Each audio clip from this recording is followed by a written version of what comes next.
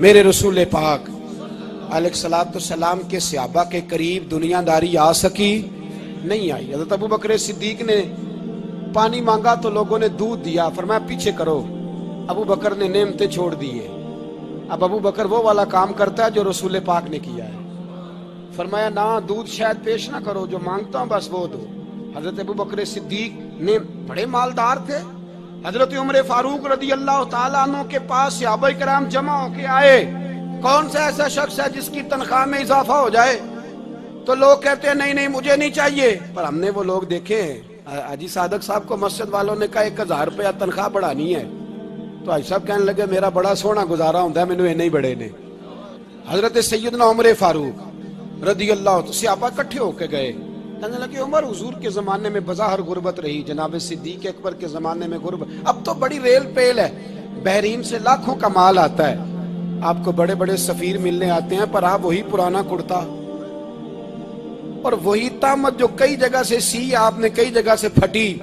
اور حضرت عمر ایک دن عید کی نماز پڑھانے گئے تھے تو ننگے پیر ہی چلے گئے، لوگوں نے کہا جوتا، فرمایا ٹوٹ گیا تھا یار، پہننے کے قابل نہیں تھا، فرمایا ننگے پیر آ گئے اور لوگ کیا کہیں گے، فرمایا چھوڑو، عمر کے پاؤں ننگے ہیں لیکن عمر کے کردار میں تو کوئی شک نہیں نا، پیر ہی ننگے ہیں نا، کیا ہوا، چھوڑو اس بات کو، کوئی پیار نہیں دنیا داری سے، دولت سے، کوئی چکر ہی نہیں۔ حضرت سیدنا عمر فاروق رضی اللہ تعالیٰ عنہ کو صحابہ نے کٹھے ہو کے کہا، یہ ہے امت کے بیدار ہونے کے طریقے جو عرض کر رہا ہوں، کہا جناب آپ اب بڑا مال غنیمت ہے اور جس طرح ہر صحابی کا حصہ ہے آپ کا بھی حصہ ہے، تو ایک نیا کرتا ہی ڈال لیں آپ خرید کے۔ اب جب مشورہ ہو گیا صحابہ میں تو کہنے لگے عمر سے بات کون کرے گا، نیا کرتا پہننے کی عمر سے بات کس کو برا لگتا ہے جی، نیا کرتا کون بات کرے گا؟ حضرت سیدنا علی المرتضیٰ کا انتخاب ہوا، کہنے لگے مولا علی کی بڑی عزت کرتے ہیں، ان سے بڑا پیار کرتے ہیں، ان سے بات کرتے ہیں۔ تو حضرت علی کو بلایا گیا، عرض کی حضور مہربانی فرمائیں، حضرت عمر سے کہے نئے کرتے کے لیے، آپ فرمانے لگے عمر میری بڑی قدر کرتا ہے، بڑی بات سنتا ہے، پر یہ والا کام نہیں میں عمر سے کہہ سکتا، یہ کسی اور سے کہو۔ تو کہنے لگے آپ رہنمائی کر دیں کس کو کہیں؟ تو جناب علی المرتضیٰ فرمانے لگے اگر حضرت عائشہ صدیقہ سے کہو گے تو عمر فوراً مان جائے گا، وہ مومنوں کی ماں ہیں۔ صحابہ حضرت عائشہ کے پاس، اماں جی عمر کو بلائیں، ان کو کہیں، بڑے بڑے سفیر آئے ہوتے ہیں وہی پرانے کپڑے پہن کے بیٹھ جاتے ہیں۔ اللہ اکبر، حضرت عائشہ نے پیغام بھیجا، فرمایا عمر کو بلاؤ۔ عمر فاروق دوڑے ہوئے آئے، پردے کے پیچھے حضرت عائشہ کے پاس گھٹنوں کے بل، اماں جی دیر تو نہیں کر آیا میں آنے میں، حکم ہو، حضور کے گھر سے پیغام آیا، بڑے بڑے سفیروں کو چھوڑ کے بھاگے۔ حضرت عائشہ صدیقہ کہنے لگی عمر دیکھو جائز پیسے ہوں تو اسلام اچھے لباس سے منع نہیں کرتا، اب بڑا بڑا مال آیا ہے، اب تیرا بھی حصہ ہے، تو صحابہ کرام کی خواہش ہے کہ نیا کرتا پہن لو، بڑے بڑے سفیر آتے ہیں، حرج بھی کوئی نہیں، جائز بھی ہے، کوئی منع نہیں۔ حضرت عمر نے گردن جھکا، جی اماں جی، جی اماں جی، جی اماں جی۔ حضرت عائشہ کہتی ہیں بات ختم ہوئی، عمر نے گردن اٹھائی تو عمر کی داڑھی آنسوؤں سے بھری ہوئی، کہتی ہے مجھے کہنے لگے اماں جی میں تو صرف مسجد میں دیکھا کرتا تھا، آپ تو مصطفیٰ کو دن رات دیکھتی تھی، جس طرح کے کرتے آمنہ کے لال نے پہنے ہیں مجھے بھی پہنا دو، میں تیار ہوں، میں پہن لوں گا، میں تیار ہوں، پر جس طرح کے میرے نبی نے پہنے۔ حضرت عائشہ کہتی ہے میں پھوٹ کے روئی، میرا پلو آنسوؤں سے بھر گیا۔ فرماتی ہیں میں عمر کی بات سنتی گئی تو میرا پلو آنسوؤں سے، میں نے کہا عمر تو جا، تو ٹھیک ہے۔ فرماتی ہے عمر فاروق سلام کر کے اٹھے، امیر المومنین چلے گئے، اس کونے میں صحابہ چھپے ہوئے تھے وہ آئے، کہا اماں جی کیا بات ہوئی؟ تو میں پھر رو پڑی، میں نے کہا کیا بتاؤں، تمہیں پرانے کرتے نظر آتے ہیں، اسے محمد عربی کے جلوے نظر آتے ہیں، اسے رسول اللہ کا رنگ نظر آتا ہے، اسے وہ غلامی نظر آتی ہے۔ عمر کو دنیا سے پیار، اور دنیا سے پیار نہیں تھا، دعا پتہ کیا تھی؟ یوں جھولی اٹھا کے اللہ مرزقنا شہادتن فی سبیلک وجعل موت فی بلد حبیبک، اللہ عمر کو بسترے والی موت نہ دینا، موت شہادت کی دینا، اور میں میدان میں جا کے نہیں مرنا چاہتا، مجھے رسول اللہ کے شہر میں موت چاہیے، باہر جا کے نہیں، یہی میدان لگے مدینے میں، یہی موت آئے، اسباب بنا، میں مدینہ بھی نہیں چھوڑنا چاہتا۔ او بھائی، ان لوگوں کو نہیں پیار تھا، جناب صدیق اکبر کا وصال ہوا تو زہر کے اثر سے، وہ جو آپ کو زہر لگا تھا، بعض مفسرین نے لکھا ہے کبھی کبھی وہ جو سانپ نے ڈسا تھا تو کبھی کبھی اس کا اثر آتا تھا، بس اللہ نے شہادت دینی تھی کبھی کبھی، ورنہ تو بڑی شفائیں تھیں۔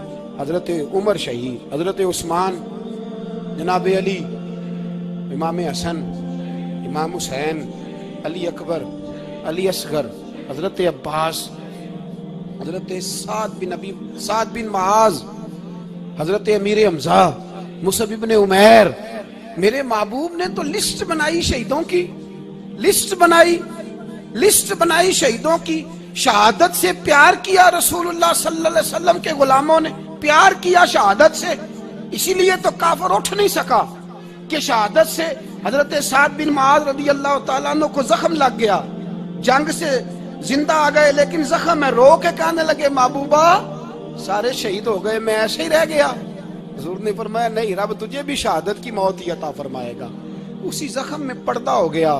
میرے بھائی، حضرت عمر بن جموح رضی اللہ تعالیٰ عنہ 4 بیٹے لے کے احد کے میدان میں آئے، کہا محبوبہ میرے 4 ہی تھے، میں سارے لے آیا ہوں، سارے ہی قبول ہیں؟ فرمایا ٹھیک ہے، پھر خود بھی زرہ پہن لی، ایک ٹانگ سے لنگڑے تھے، ٹانگ چھوٹی تھی، حضور نے فرمایا تو نے کیوں لباس پہن لیا ہے؟ کہا حضور میں نے بھی تو جہاد پہ جانا ہے نا۔ تو حضور نے فرمایا تیرے 4 بیٹے جو جا رہے ہیں، تو کہا یا رسول اللہ کیا لنگڑے جنت میں نہیں جا سکتے؟ حضور لنگڑے اللہ کو قبول نہیں، میں نہیں جا سکتا۔ تو میرے نبی پاک صلی اللہ علیہ وسلم نے فرمایا نہیں، جنت تو تیرا انتظار کر رہی ہے۔ کہا حضور پھر میں بھی جاؤں گا، بچے جائیں گے تو میں بھی جاؤں گا۔ ایک بی بی احد کے دن 3 سال کا بچہ لے کے گھر سے نکلی، بیویوں کو کہتی ہے میرا خامد بھی بدر میں شہید ہوا، بھائی بھی اور باپ بھی، آج حضور نے پھر بلایا ہے، دل کرتا تھا کوئی جوان بیٹا ہوتا تو میں پیش کرتی، پر اب میرے پاس یہ 3 سال کا ہی ہے۔ بچہ لیا مدینے میں، مسجد نبوی میں، حضرت بلال سے کہنے لگی 2 منٹ حضور کا دیدار چاہیے۔ نبی پاک آئے، کیسے آئی ہو؟ کہنے لگی محبوبہ میں شہید کی بیٹی، شہید کی بہن، شہید کی بیوہ ہوں، میرے پاس اب جوان تو کوئی نہیں، یہ 3 سال کا ہی ہے۔ حضور نے مسکرا کے فرمایا یہ کرے گا کیا؟ کرے گا؟ کہنے لگی حضور سنا ہے اسلحہ تھوڑا ہے، ڈھال کی ضرورت ہے، لوہے کی ڈھال ہوتی تھی، جب تلوار آتی تھی تو آگے کی جاتی تھی۔ کہا محبوبہ میرا شہید کی اماں بننے کو بڑا دل کرتا ہے، یہ میرا 3 سال کا لے جاؤ، جب تیر آپ کی طرف آیا تو میرا بیٹا آگے کر دینا، یہ ڈھال کا کام تو دے گا نا۔ ہنستے ہوئے محبوب کی آنکھوں میں آنسو آئے، بچے کو پکڑ کے سینے سے لگایا، ماتھا چوما، فرمایا جا تیرے ساتھ وعدہ ہے قیامت کے دن تجھے شہید کی اماں کہہ کے ہی پکارا جائے گا، وعدہ ہے تیرے ساتھ تجھے شہید کی۔ میرے بھائی مرنے کو دل ہی نہیں مسلمان، میرے نبی پاک صلی اللہ علیہ وسلم نے فرمایا جس کے دل میں کبھی شہادت کی آرزو پیدا نہیں ہوئی، اس کے سینے میں دھڑکنے والا دل مومن کا ہے ہی نہیں، وہ تو منافق ہے۔ جو کبھی دین کے رستے میں شہید ہونے کو، میرے بھائیوں دین کو بڑی ضرورت ہے، بڑی ضرورت ہے، بڑی۔ اے خاصائے خاصان رسول وقت دعا ہے، امت پہ تیری آ کے عجب وقت پڑا ہے، وہ دین جو بڑی شان سے نکلا تھا وطن سے، پردیس میں وہ آج غریب الغربا ہے۔ فریاد ہے اے کشتی امت کے نگہباں، بیڑا یہ تباہی کے قریب آن لگا ہے۔ اور ایک شاعر قلم توڑ گیا، کہنے لگا تجھ سے فریاد ہے اے گنبد خضرا والے، تجھ سے فریاد ہے اے گنبد خضرا والے، کعبے والوں کو ستاتے ہیں کلیسا والے، تجھ سے فریاد ہے اے گنبد خضرا۔ اپنے اندر دین کا درد پیدا کرو، ذوق پیدا کرو، مسلمان بن کے جینا